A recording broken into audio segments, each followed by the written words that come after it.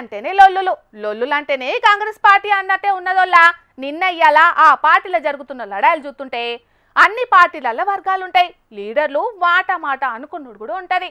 కానీ కాంగ్రెస్ పార్టీలో మాత్రం ఇంకింత ఎక్కువనే ఉంటాయి. ఇంతకు ఇప్పుడు మళ్ళేమైందని అంటారా? చాలా వార్త వస్తుంది, చూస్తే మీకే సమాజ్ అయితే చూడండి.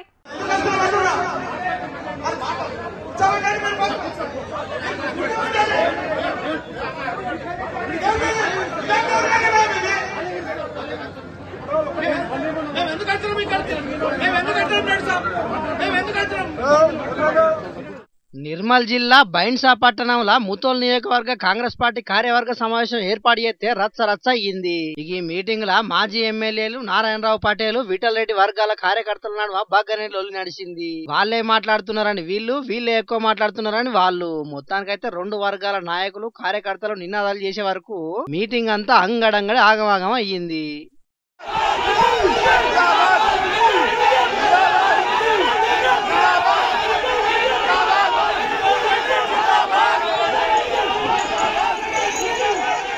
ఈ కార్యకర్తలు వేదిక మీదకి వచ్చి పెద్ద ఎత్తున నినాదాలు చేసే వరకు అసలు అక్కడ ఏం జరుగుతుందో కూడా సమజు కాకుండానే అయ్యింది. కాంగ్రెస్ పార్టీని డెవలప్ చేయడానికి మీటింగులు పెడుతున్నారో లేకుంటే కార్యకర్తల నడవ సిచ్చులు పెట్టి కోట్లాటలు పెట్టుకునేందుకు ఈ మీటింగులు పెడుతున్నారో అర్థమైతలేదని అంటున్నారు ఈ మీటింగ్ కి వచ్చిన కొందరు చేతి పార్టీ కార్యకర్తలు.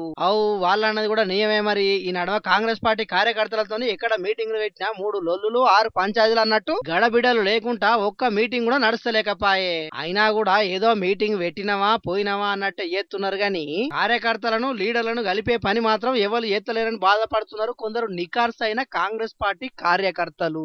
ఈ మీటింగ్ లా ఈ సారు ఎట్లా కోపానికి వస్తున్నాడో చూడండి.